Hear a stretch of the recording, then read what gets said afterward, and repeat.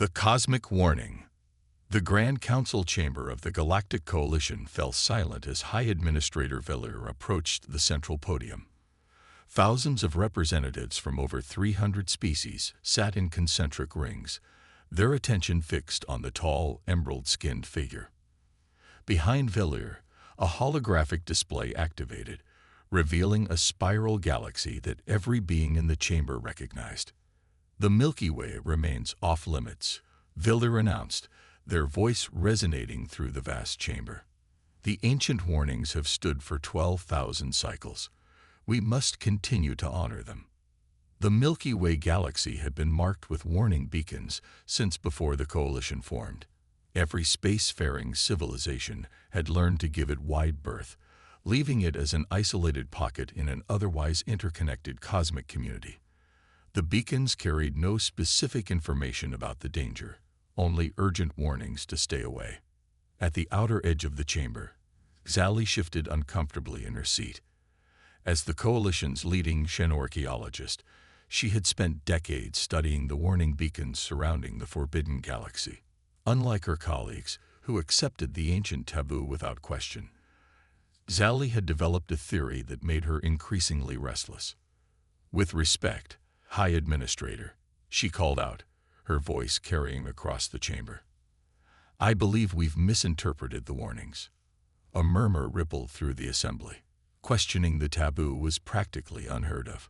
The beacons were placed by the predecessors 15,000 years ago. She continued, rising to her full height, her 6 limbs extending in the formal posture of academic discourse. But they don't describe a threat. They describe a phenomenon. My analysis suggests they were marking a boundary not out of fear, but out of respect. Velir's secondary eyes narrowed. Explain yourself, xenorchaeologist Sally. The warning symbols have been translated as danger for generations, but the contextual markers suggest something closer to caution or attention. I believe the predecessors weren't running from something in the Milky Way. They were giving it space to develop. The chamber erupted in voices. Most were dismissive, but Sally noticed a few curious glances, particularly from the scientific delegation. She had expected resistance. 12 millennia of tradition didn't yield easily to new interpretations.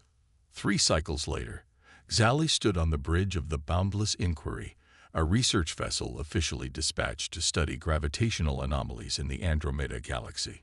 Unofficially, they were bound for the edge of the Forbidden Zone, the Milky Way. Are you certain about this? Captain Drez asked, his crystalline structure refracting light in patterns that revealed his anxiety. We're risking more than our careers. Xali's outer membrane rippled with determination. The Coalition has avoided an entire galaxy based on a misunderstood warning. Think of what we might discover. Her small team consisted of rebels and outcasts from various scientific disciplines, beings with just enough curiosity to override their instinctual caution. Nevi, the quantum communications specialist with 3 brains and a reputation for unconventional thinking. Kral, a gruff astrobiologist who had been passed over for promotion too many times to care about regulations anymore. And Zenith, a fluid form historian whose shifting body never seemed to settle on one shape for long. Approaching the outermost warning beacon, Nevi announced, her primary brain focused on navigation while her secondary and tertiary brains monitored communications. The ancient beacon loomed before them, a massive construct of unknown materials that had survived millennia in the void. Its surface was covered in symbols that pulsed with an internal light, broadcasting its message across frequencies that even primitive spacecraft could detect. Beginning detailed scan, Xali said, activating her instruments. Let's see what they were really trying to tell us. For 3 rotations, they orbited the beacon, analyzing every curve and line of its symbolic language. Xali worked tirelessly, comparing the patterns with known predecessor lexicons, searching for the nuances that generations of scholars had missed. It's just as I suspected, she finally announced to her waiting colleagues. The warning isn't about danger, it's about potential. Listen to this section. Approach with awareness. The young ones within create and destroy with equal passion. Their path is unpredictable. Young ones, Crawl rumbled, his thick exoskeleton creaking as he leaned forward. You think there's an intelligent species in there? Not just intelligent, Xali replied, her excitement causing her chromatophores to flash vibrant patterns across her skin. I think they're brilliant, volatile, and completely unique. The predecessors found them fascinating, but decided to let them develop in isolation. Well, there's only one way to find out if you're right, Captain Drez said, his crystalline fingers dancing across the navigation controls. We're going in. The boundless inquiry slipped past the warning beacon and into the outskirts of the Milky Way. Every sensor on the ship was active, scanning for signs of the mysterious inhabitants that had warranted such special treatment from the ancient predecessors. At first, they detected nothing unusual, just the expected cosmic background of stars, planets, and the occasional asteroid field. Then Nevi's communications array lit up. I'm picking up signals, she announced, all three of her brains focusing intensely on the data. Thousands of them, originating from a single solar system about 12 light-years from our position. Can you decode them? Sally asked, moving to Nevi's station. They're strange. Not encrypted, exactly, but chaotic. Multiple formats, languages, transmission types. Nevi's appendages worked furiously across her console. Wait, I'm getting something visual. The main view screen activated, displaying a stream of images that left the crew staring in bewilderment. Scenes of beings with bilateral symmetry, no exoskeletons, and only 2 limbs for locomotion. They appeared to be engaged in every conceivable activity, building massive structures, engaging in ritual competitions, creating visual art, fighting devastating wars, and expressing affection through physical contact. By the void, whispered Zenith, their fluid form rippling with emotion. They're so contradictory. Hour after hour, they absorbed the transmissions from the species that called themselves humans. The crew watched in fascination as the broadcasts revealed a civilization that seemed to operate on both logic and emotion in equal measure. They observed humans creating technology to solve problems they themselves had caused. They witnessed art that served no function except to elicit emotional responses. They saw conflicts based on abstract concepts rather than resource competition. Look at this, Kroll said, directing their attention to a historical record. They developed nuclear weapons, then created international agreements not to use them. They recognized their own destructive potential and restrained themselves. And here, Nevi added, they've created artificial intelligences that mimic their own cognitive patterns, even though they're clearly afraid of being replaced by their creations. Xali watched it all with growing excitement. The predecessors were right to place the warning beacons. Not because humans are dangerous, although they certainly can be, but because they're unpredictable. They don't follow the logical development patterns we've observed in every other spacefaring species. Should we make contact? Captain Drez asked, his crystalline form reflecting the images of humanity that filled the screens around them. Xali considered the question carefully. The coalition protocols were clear. Unauthorized first contact with a non-coalition species was forbidden. But they had already broken numerous regulations just by entering the Milky Way. We came here for answers, she said finally. And the only way to truly understand humans is to meet them. Set course for their homeworld. As the boundless inquiry accelerated toward Earth, Xali felt a mixture of excitement and apprehension.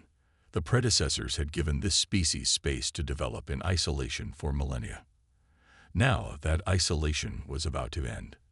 Little did she know that humans had been watching for visitors far longer than anyone in the Galactic Coalition had imagined, and they had been preparing a welcome that would challenge every assumption Xali and her crew had about the nature of intelligent life. The human paradox. The boundless inquiry decelerated as it approached the third planet from the star humans called Sol. Earth hung in space like a blue-white jewel, its atmosphere swirling with clouds, its oceans reflecting the light of its star. The crew had expected to observe from a distance, perhaps intercept more detailed transmissions, but what they hadn't expected was the welcome committee. "We're being hailed," Nevi announced, all three of her brains registering surprise. "Multiple frequencies. Using. Wait, they're using standard coalition communication protocols. How is that possible?" Before anyone could respond, the main view screen activated, showing the human face.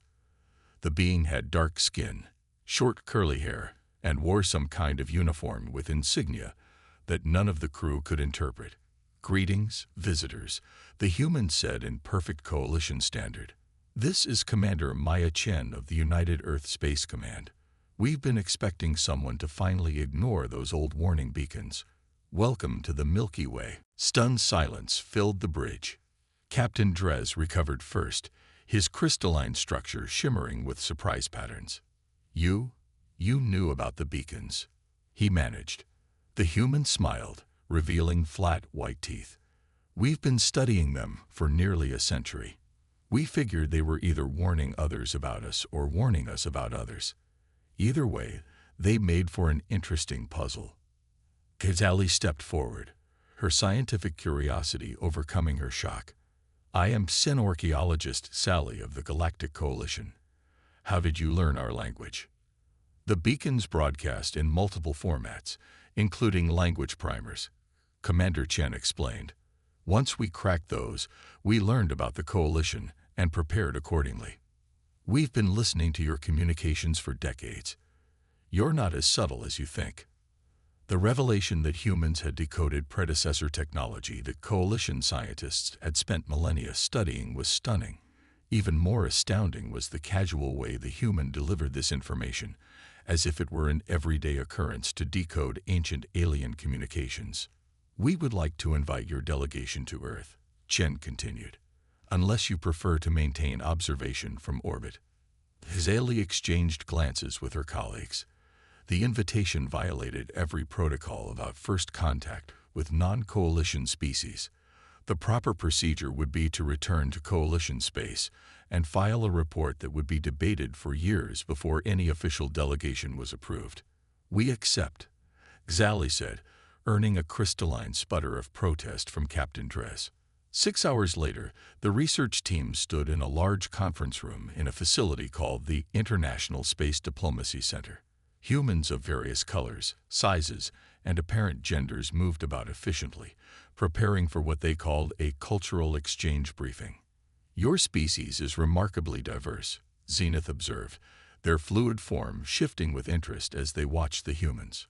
"Are you all one evolutionary branch?" "One species, countless cultures," replied Dr. Amara Okafor, the xenanthropologist assigned to their delegation. "Humanity developed on different continents in relative isolation for most of our history. We only achieved global communication in the last few centuries. That explains much about your transmissions," Nedi said, her three brains working in concert to process this information. "We observed contradictory messages, competing ideologies, different aesthetic values." "Welcome to Earth," Dr. Okafor said with a laugh. "We can't even agree on whether pineapple belongs on pizza, let alone on a unified approach to cosmic philosophy." Over the next several days, the coalition scientists were introduced to human culture in all its chaotic glory. They witnessed art that seemed designed to provoke emotional responses rather than communicate clear meaning. They sampled foods prepared with seemingly arbitrary combinations of chemicals selected for taste rather than optimal nutrition. They observed religious ceremonies, sporting events, and political debates. "Your species operates on contradiction," Kroll noted during a discussion with a panel of human scientists. "You create weapons of mass destruction, then establish elaborate systems to prevent their use. You compete fiercely in economic markets, then donate resources to help competitors in need. You value individual autonomy but form complex social structures that limit that autonomy." "We contain multitudes," replied a human philosopher with a shrug.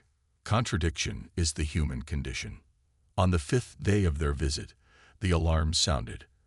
A massive solar flare had erupted from Sol, one powerful enough to potentially damage Earth's communication systems and power grids. The coalition scientists watched in fascination as humans mobilized to address the crisis. "Your son does this regularly?" Sally asked Commander Chen as they observed the Emergency Operations Center. "Solar flares are common, but this one's magnitude is exceptional," Chen replied, her attention focused on a display showing the approaching wave of charged particles.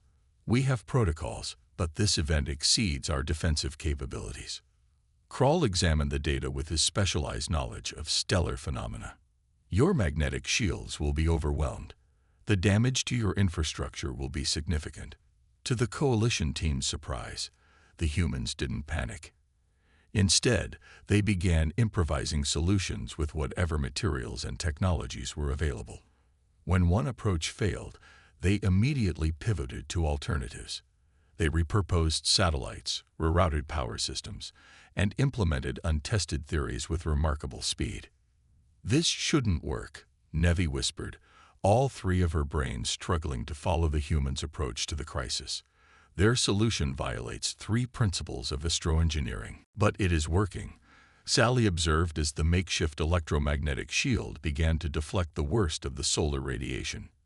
When the crisis passed, Earth had suffered minimal damage thanks to the humans' improvisational approach. The coalition scientists gathered on the observation deck of the Space Diplomacy Center, looking out at the nighttime lights of the city below. "Now I understand why the predecessors placed the warning beacons," Sally said softly. "Not because humans are dangerous, but because they're exceptional." "They shouldn't have survived their own development," Kroll agreed.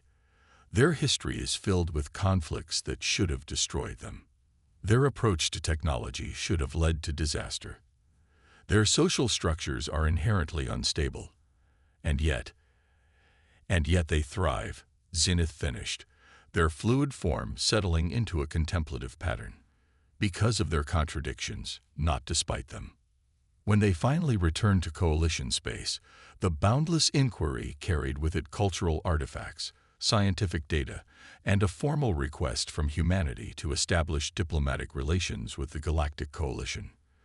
The High Council was initially outraged at the unauthorized contact, but their anger quickly gave way to fascination as they reviewed the expedition's findings. "These humans have achieved in centuries what took other species millennia," High Administrator Villier acknowledged during the formal hearing. "Their cognitive approach is unique among known species. The warning beacons were not meant to protect us from them," Sally testified. "They were meant to give humanity the space to develop their unique potential. The predecessors recognized something special in this species, something worth preserving." 6 cycles later, the first official coalition embassy opened on Earth. Simultaneously, human representatives took their place in the Grand Council chamber, the first new species to join the coalition in over 1,000 years. As Tali watched the humans interact with representatives from hundreds of alien civilizations, she reflected on the journey that had brought them all to this moment. A journey that began with questioning an ancient warning and led to the discovery that sometimes the most valuable things in the universe are those that defy conventional understanding. Human civilization, with all its contradictions and chaos, had earned its place among the stars not despite its unique nature, but because of it, and the galaxy would never be the same.